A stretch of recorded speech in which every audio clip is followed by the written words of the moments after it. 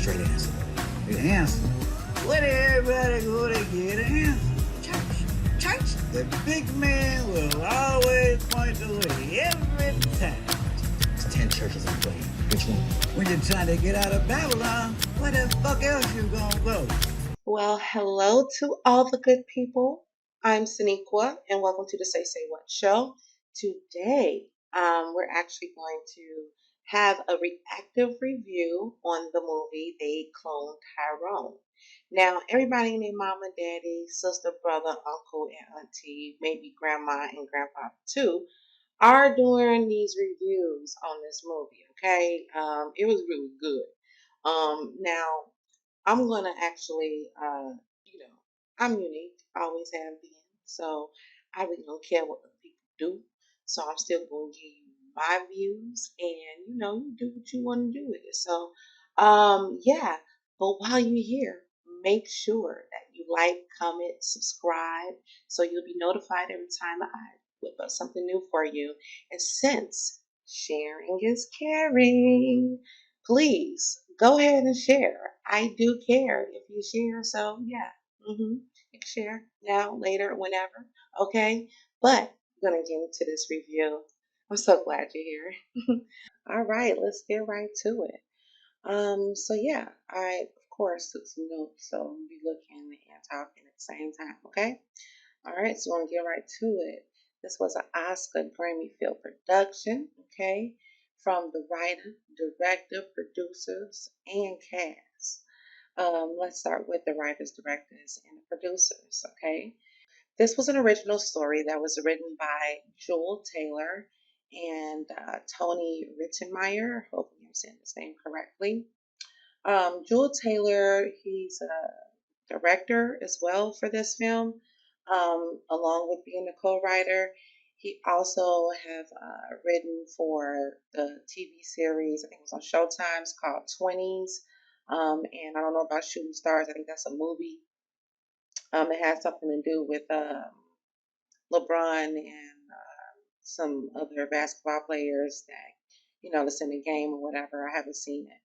I'm quite sure it's good. Maybe I will watch it now that I've, it's on my radar. Along with Tony Rittenmeyer, his writing partner and a former classmate from University of Southern California Film School. They have a history of working on Space Jam as well together, A New Legacy, of course, and Creed 2. All right. Charles D. King, which is one of the producers, and also seeing that Jamie Foxx is a producer, or he has some producing credits on a movie as well. But Charles D. King, producer and the CEO of Marco Studios, has a very lengthy portfolio. He's been very busy making history in Hollywood for Black entertainment. They're like, saying he's like leading the way right now as far as Forbes go. I see you, brother. I see you. Marco Studio produced Netflix series and Emmy Award nominated Raising Dion. I actually seen that film. It was not a film, but a series. I seen that one. This with this cute little boy who got some powers. Can't really remember it that well, but I do remember that me and my baby was like, looking at each other like that little boy. He needed a little bit more work on his acting skills, but it was still good and he was still cute. Okay, but look, hey, we got an Emmy Award, so that somebody loved it, okay? And a Peabody Award nominee for Gentrified. Charles has also co-financed other critically acclaimed films like Mudbound, Fences, Roman J. Israel. We got like a Esquire behind that. And then Just Mercy and Sorry to Bother You, just to name a few. And wait a minute, according to Variety, he has secured a $90 million minority investment from BlackRock Alternatives, Harborview Partners, and funds managed by Goldman Sachs Asset Management. King says he will use the additional equity to expand Marco's multi-platinum operations across production, branding, and talent representation units. Like I said, he's out here doing big things. Okay. I really didn't know. Now we're gonna talk about this movie, okay? I gave y'all a little bit about the background. And you know what? Look, I really didn't know what to expect when watching this film, since I made a point not to actually look at the premiere that was rotating around on social media, especially when I saw it had 5 million plus views, and that was back then. The other day I seen it, and I think it is going upward to like 8 million plus views right now. So yeah, I didn't know what to expect. Um, I swear they know how to stir up the curiosities of the masses. They Cloned Tyrone reminds me of Black Dynamite. I don't know if y'all seen that with Michael J. White. Shit fire. Y'all need to check it out if you didn't see it. What was Tommy Davidson character? Was he Cream Corn? Yeah, Cream Corn. I'm running things. Y'all need to check it out. But that shit was funny. It reminded me of that movie, Black Dynamite, and I know I wrote it down. Let me see. Oh, Get Out. Jordan Peele's Get Out.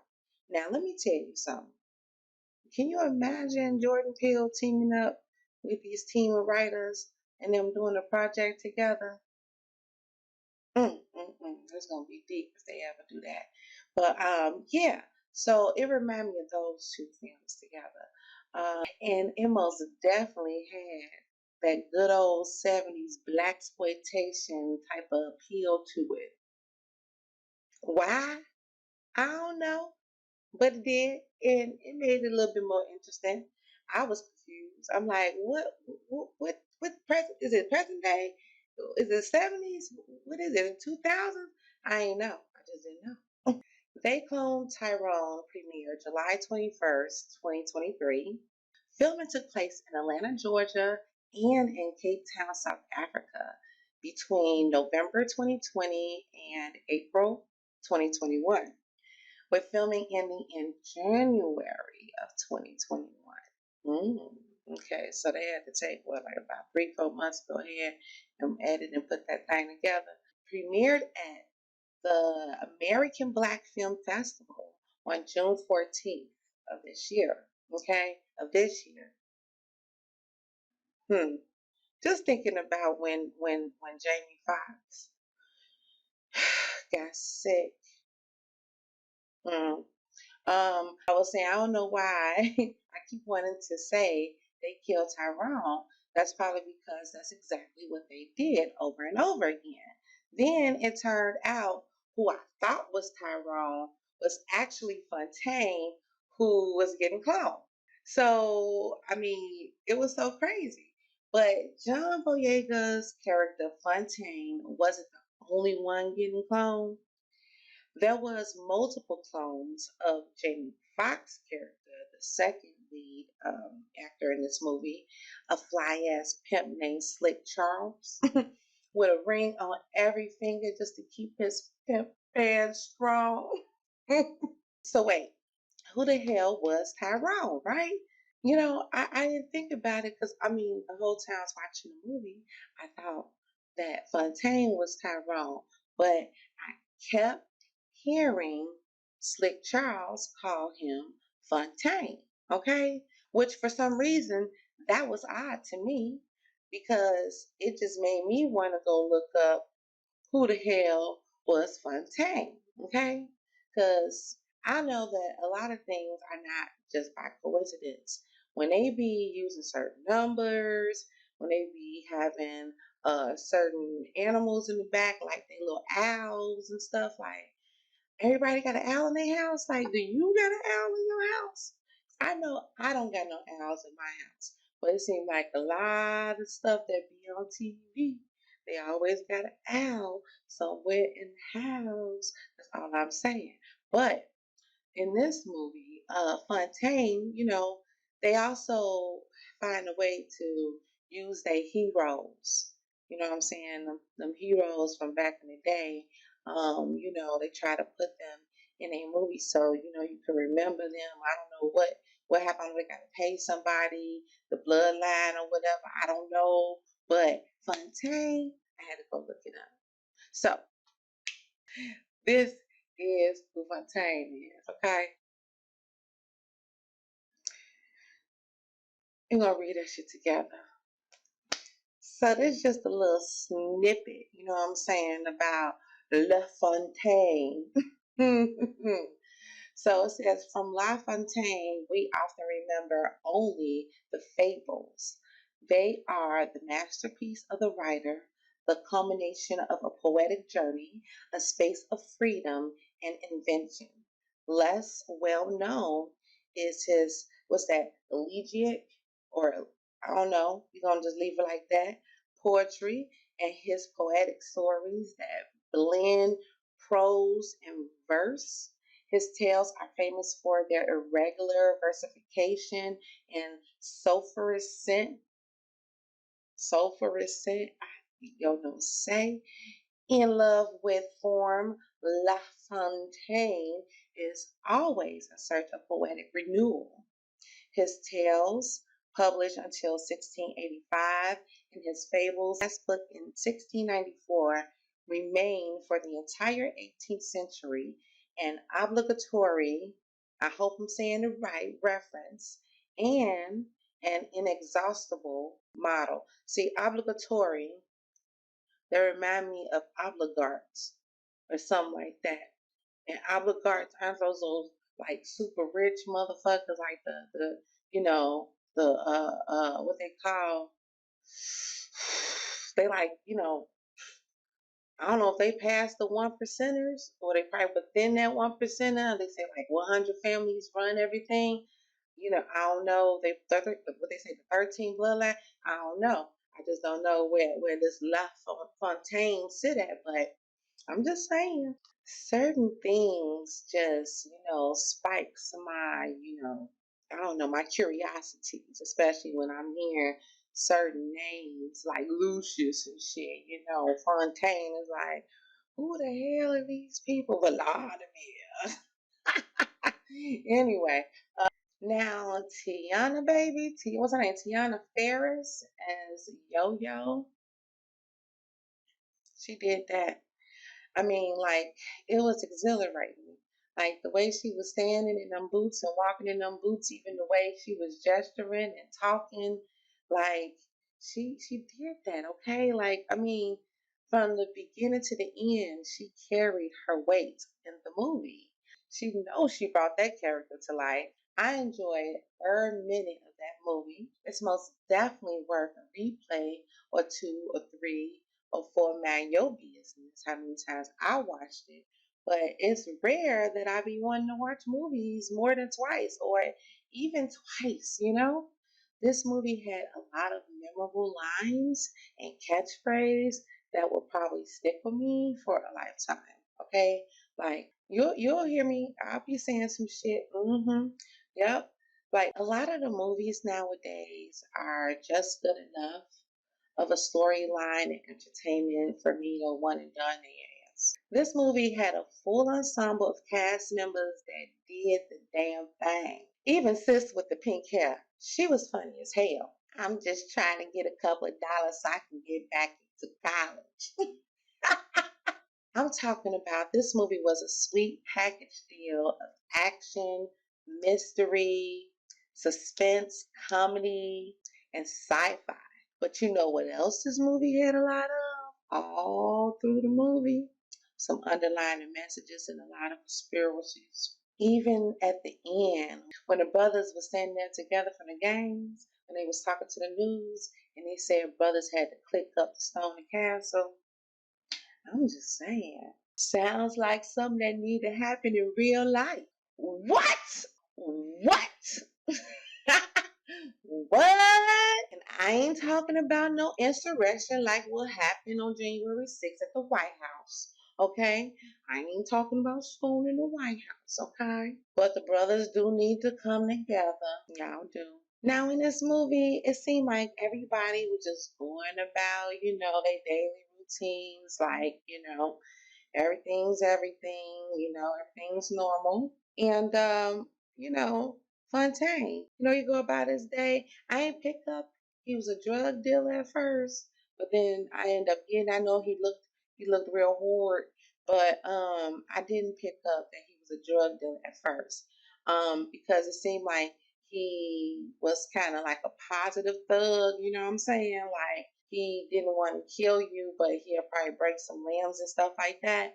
But I knew when he fucking hit that dude with the car, like there's gonna be some repercussions for those actions. You know what I'm saying? You can just go around running people over with your car and leave them alive and think they're not gonna come back for some revenge. No, my friend, no, my friend. But Fontaine would go about his day, go home, eat them dry as white fucking bread sandwiches with no crust. Like, is people in the hood really cutting crust off their sandwiches? Because I don't really know too many people who cut the crust off their sandwich. That's some privileged shit, okay? Ain't no shit people who poor need to be doing, because you know when you ain't got no money, you can't be wasting the motherfucking food in the house, okay? But he would go and knock on their door and talk to his mother, and I just always thought that was strange too. I'm like, how come she don't never come out that room? When he gonna open that door? But sidebar, but it was slightly awkward watching John Boyega play such a hard demeanor, as if he has ever lived in a hood remotely similar to what was in the movie. And to be a drug dealer nonetheless, I couldn't see him ever doing any shit like this. But maybe it's because of how he came into the scene. He was very reserved, polished when doing Star Wars.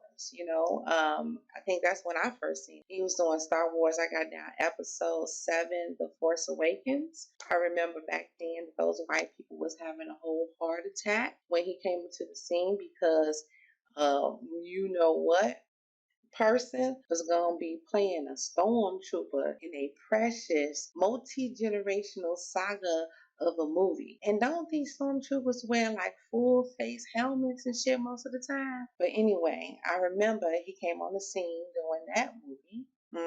But he has starred in a lot of big blockbuster movies that have been financially successful. So he has earned my respect as an actor. But this was just far from what I would ever expect of him. Like I know this motherfucker or something. I don't know him, but I'm just saying he did that shit. Mannerisms and all. I swear he looks more like a Denzel Washington seed than Denzel's son. What's his name? John David Washington? I guess John must look more like his mom. I'm just saying. As for Jamie Foxx has not made one bad movie since he has graced the scene or screen, either or. Okay? Not even when that fool played the character of Wanda. Okay? Like, I got you. He did that shit. Like, that man owns whatever part he plays. Period. But what we all want to know, Jamie, how much sucker who been MIA for like, what? They saying since May, but I feel like it's been since March, okay? But we'll just say for the past couple of months, just pop up on a boat floating in Chicago River on the 4th of July. Then turn around and drop a movie out of nowhere, when the world is already speculating that Jamie Foxx has been killed and cloned. I'm just saying the irony of it all. Then Jamie has the nerve to drop his first video talking to the world since being terminally ill in the hospital right after Netflix dropped his movie. The suspicion of it all. All we can do is pray that Jamie is okay and that who we see is the real Jamie and that he's back to doing what makes him happy, or, what at least brings some peace. So back to Fontaine real quick, because let me tell you about karma, right? Let's think about real life. Okay, brothers, people, period, okay? You go and you do something to somebody horrific, okay? Just expect it to come back to you. That's all I'm going to say, right? In fact, I got a little bit more to say, okay? Because in the movie, after he hit that boy, and that boy called his guy, whoever he is, him. I don't know how gangs work, hierarchy and shit like that. I don't know how they go. All I know is that he called his boy, and when Fontaine least suspected, you know what? I should have said this in the beginning. Spoiler alert if you have not seen this movie, okay? Only people who don't care about knowing all about the movie can watch this, okay? Other than that, I'm going to tell you the whole goddamn movie and what I think, along with some sidebars, okay? So, hey, if you watch it, it's on you, okay? You've been warned. Okay, so back to this. So they pull up behind Fontaine while he in the parking lot, okay, at the Royale after going to retrieve his money from Slick Charles. And for some reason, he decides just to get out the car. And I'm like, dude, don't you know that this is a setup for somebody about to kill you? Like, he gonna do the car thing when he trying to hit them back and back forward after he been shot up 6 times. Oh, no, actually, he was shot 3 times at first. Y'all know these threes and these sixes and stuff popping up. But yeah, so after he was shot 3 times is when he tried to do the reverse thing with the car. Like, first of all, that should have been the first thing you should have done. So you could pull up on that curb or pull up or something. I don't know, you just figure it out, try to get up out of there. But if you gon' like, I would have got out the car, I would have took my hand out the car and started popping. You know what I'm saying? But see, first I would have did a car action, but you just never know what you gonna do in these type of circumstances. But it's always nice to talk like you got the answers. You don't have all the answers, Sway. And no, Saniqua don't have all the answers either. But if you do find yourself in this type of predicament, though, don't make yourself an open target. That's always the last thing you want to do. You opening yourself up to being fired upon. Let the assailant come up on you at least, you know what I'm saying? Or go climb out the passenger side of the car and take a low crawl on the ground. Either get the fuck up out of there or run up on them and pop them from behind or whatever. I don't know. But just think before you make these decisions is all I'm saying. And hopefully you're not out there living wicked or just doing what you want to do. Think you can just go around and, like I say, do wicked things and think that is not going to come back to you. Karma's a motherfucker. Watch out. But shit got real when they found the elevator in a trap house. Ding, ding, ding. That's one of them lines, okay? Like I said, this movie is loaded with punchlines, with a hell of a soundtrack. Like, it was hard for me not to sing every goddamn song they played. If I knew it, I can groove to it, and I was ready to sing it, okay? It's like, Saniqua, are we watching the movie or are we singing, okay? Because that's just what I do. But that's when they found out that some freaky shit was going on in their neighborhood, like a whole operation and whole experiment. That's when Fontaine saw his body on a stretcher, dead with the 6 holes in it. Then it was on a popping. That's when they decided to go ahead and start trying to dig into this and do their own private investigation to take down what's going. First, they needed to figure out what was going on in order to take it down, okay? But in this movie, it turned out that Glenn Corporation, I don't know what they was called, okay? The Umbrella Corporation, I don't know what they was called, but it turned out that they were putting substances into like the foods that people eat or black people eat. Um, there was also the beverage you drink, into the ooh, what they call that stuff that we use, that hair crack relaxers. Yeah, that stuff that we are addicted to because another line, ding ding ding, straighter is greater. And what about that goddamn chicken? Oh my God, they was tripping. Like, I know y'all was looking at that chicken commercial like, why they bugging out like that? It was some substances which made me think about how people was acting with that Popeye's chicken sandwich. People was out there killing each other for them Popeye's chicken sandwiches. They was getting in car accidents for those Popeye chicken sandwiches. Like, it was real, okay? It was real. Like, employees was stealing them chicken sandwiches. They was putting them in their bags to take them home and resell them for double the price, or take them, on the street. I don't know what they was on, but it was a crazy period, wasn't it? Make you think, what substances were they putting on the Popeye's chicken sandwiches? Shit. And even that goddamn Chick-fil-A sandwich too. Shit, goddamn salty in the motherfucker. Both of them ain't good. That Popeye chicken sandwich was only good for like a couple of weeks and then it fell off quickly, okay? They even was showing how music, the frequencies in music, is used to stimulate our behaviors, make us do things or feel things or say things that, we may not originally thought of on our own, but it's being put out through the music. Or shoot, it can be through the programming, period. It can be what you're watching, it can be what you're listening to, it can be the company you keep, anything you let into your spirit or, surround yourself with, it has a way of possibly influencing you. Oh, thinking about that, it's a whole live experiment going on right now, okay, over around 71st in Jeffrey, and Walgreens has these cage speakers outside the building playing classical music.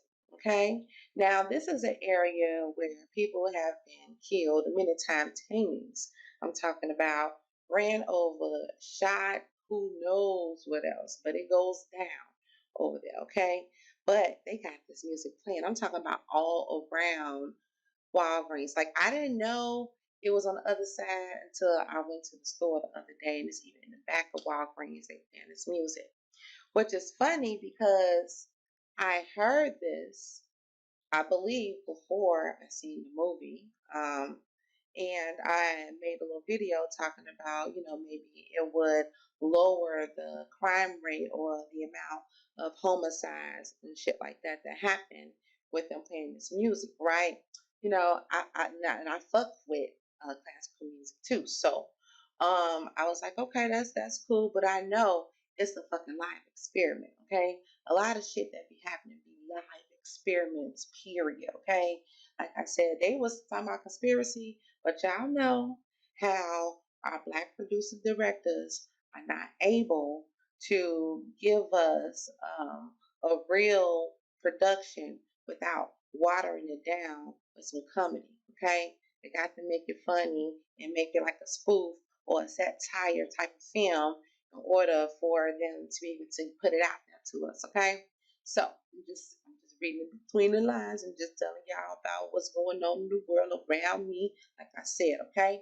So yeah, then not even maybe 5 days after that, my boo sent me clipping from Citizen app that somebody got stabbed at Walgreens somewhere on the south, which is up north, okay? Well, white people say, okay? Like I be telling my baby, killings happen anywhere. Y'all be acting like it's just bad around here, but shit can pop off anywhere. But anyway, okay? Somebody got stabbed at that Walgreens over there. And I mean, the first thing that pops into my mind, they probably ain't got no classical music playing out some cave speakers over there. Now, maybe they do that project that they got operating over here on the southeast side. Then maybe they can, stop people from getting stabbed. Maybe, a person, would hear the music, and not even want to take the knife out and put it into a motherfucker. You know what I'm saying? I'm just saying. Another thing is that a sister like me has been telling people that, like, I feel that the music that's being played in the clubs make people wanna like fight, make people wanna shoot or be angry or be on edge. You know what I'm saying?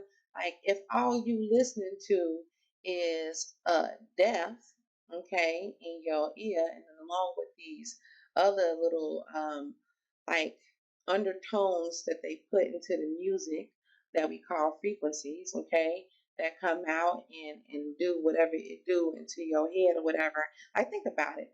Sometimes when you're driving and you listen to certain music, you have the tendency to want to step on the gas and drive faster. You know what I'm saying? And you lose your patience with stupid motherfucker drivers. You know what I'm saying?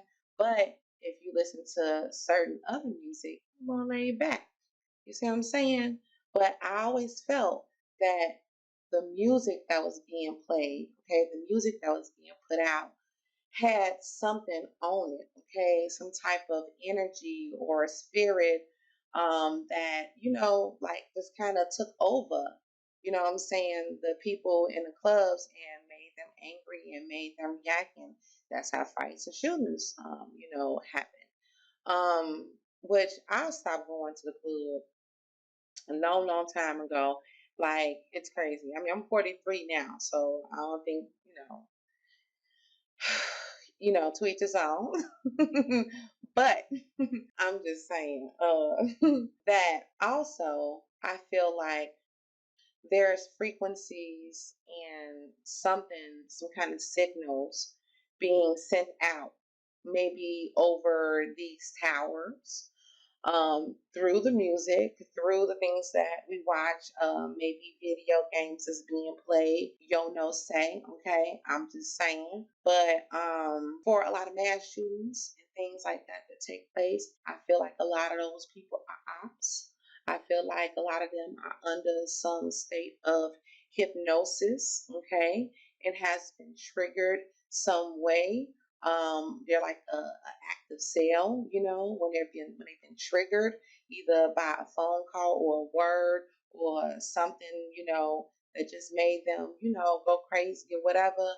But I just feel like a lot of those situations are not as spontaneous as they seem, feel like they kind of orchestrated it or by design. I'm just saying. Like, y'all know they use psychology and advertisement to entice people into buying things, like from colors to how to make things look, or things to say, music to play, or whatever they have to do.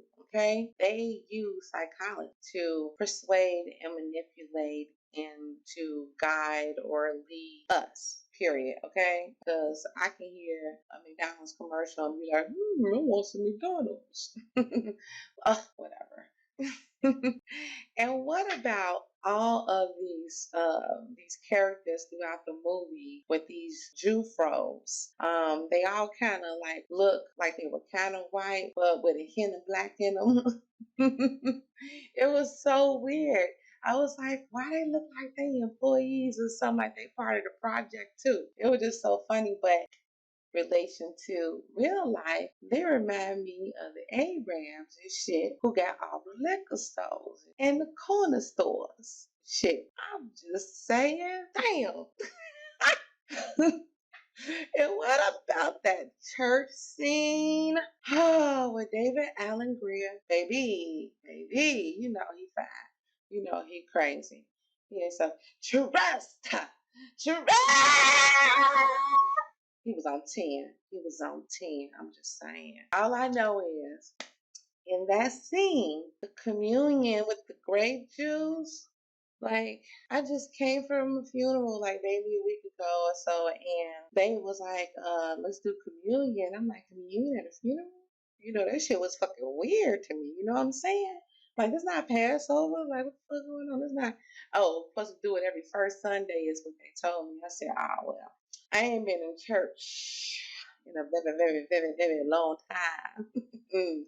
But anyway, that grape juice though, they had the substances in the grape juice in the church with the pastor who was a clone who was programming them into just be passive about everything. No matter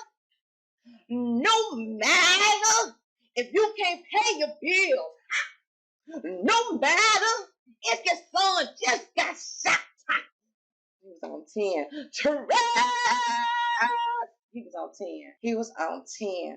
What a saying. I'm just saying. And then they was getting crunk in the church. As soon as I heard that song, I said, this is juvenile. Back that thing up. And these people was in there getting crunk. But guess what? Church is off the chain these days. I don't know if y'all have seen how these children are doing church these days. They are in there straight for real getting crunk, like with no shirt on. I'm talking about, like, I'm gonna try to find that video for y'all so y'all can see what I'm talking about. I'm just saying, movie, real life. Movie, real life. It movie, real life is kind of similar. We sick got some similarities. I'm just saying. This is for about the towers and stuff in the signal. Like those 5G towers went up like around 20 years, somewhere around there, right? And if we look it up, I can bet my last dollar that homicides and suicides escalated within the past 3 years. I'm just saying. But then we get to the end, okay? And we find out that Fontaine, oh my God, is an old ass geneticist. How you say it? How you say it? Hopefully I said it correctly. Have patience with me and my words, okay? But he's a geneticist who has been working on this project along with other powers that be. Okay, he said he made a deal with the devil. That's what him saying. Okay, but to basically dilute what, kill out, not kill out, because what he said, um, not assimilation. Did he say assimilation? Yes, he did. He said assimilation is better than annihilation. Okay? Ding, ding, ding. A line from the movie. Okay? Assimilation is better than annihilation. So he figured out a way to dilute the genetic line of blacks. Okay? So that we can be white. So like the planet of white people to get rid of black people. Y'all better shut up. Okay? Y'all just better I'm just saying. This shit crazy. Y'all think that had nothing to do with what they be trying to do in the world today, period? Since forever? I'm just saying. We'll be our own people behind our own demise all the time. You got the movie. You got real life. You got the movie and real life. I'm just saying. Okay? But ever since his brother died is when he developed almost like a self-hatred for his own people, you know, because of how his brother was killed by his own people. Message! Y'all remember that? That's okay. That's another line from Don't Be a Menace in South Central while drinking your juice in the hood or some shit. I think that's how it went. Message! The baby. But anyway, yeah. I'm just saying. Y'all hear me saying I'm just saying a lot. In fact, God gave me a song and I'm gonna try to make a theme song out of it. I'm just saying. Say what? No, but anyway. All I know is that this movie had, like I said, a lot of nuances or a lot of undertone messages that was very relatable unto real life. Okay, so we can call it conspiracies or whatever, but like they said, this movie was risque. Okay, very, very, very risque. Is that why Jamie end up in the hospital? I'm just saying. But it was at that moment when the geneticist Fontaine explained, the project from, black to white. I understood that everybody with the Jew froze was part of the experiment. See what I'm saying? See, I kind of knew. But see, Arabs part of an experiment along with the Venezuelans. How you say it? How you say it? Oh no. All the immigrants that they move into the black neighborhood. I'm just saying. Now or then or once, but once I understood what was going on, it made sense to me at the beginning when those guys were standing. I think Jules Taylor was one of those guys standing out there talking and shooting dice and whatever in front of the liquor store. They were talking about how Tupac is still alive. And Michael, he said they're still alive, but they are white. Now it all makes sense. This movie was all over the place for me, but consistently hitting the mark, okay? And I loved every moment of it the 2 times that I watched it, okay? Now, would I watch it 3 times? Maybe with somebody else when I put them on. You know, that's how it used to go for me. I end up watching movies all over again. I'm like, girl, you need to watch this. Boy, you need to watch this. Have you watched this? And I end up watching it over and over again. Then I know the goddamn whole movie. But it's safe to say that I enjoyed it thoroughly. Oh yeah. But who the hell was Tyrone? Tyrone was the younger version of John Boyega, baby, in California at the end, looking at the news of all the shit that went down in Glen. Like, hot dog, if they didn't fucking do this movie, if they did not, whew, I love this movie. I'm just trying to tell y'all they did that shit. I mean, they called the movie They Cloned Tyrone, but we didn't even meet Tyrone until the end of the movie. Then they had Erykah Badu revamp her song for the movie. That was cute. I liked it. I liked it a lot. Another movie. So I'm saying, there's another movie. What movie is that? You tell me. I don't know. I do know, but I ain't about to tell y'all. I just want to see if you know. You can say it in the comments, okay? Just know that there's some shysty shit happening everywhere in this world today. Keep your eyes peeled, okay? And take care of yourselves. Thank you so much for stopping by and listening to my reactive review of They Cloned Tyrone. They cloned Tyrone.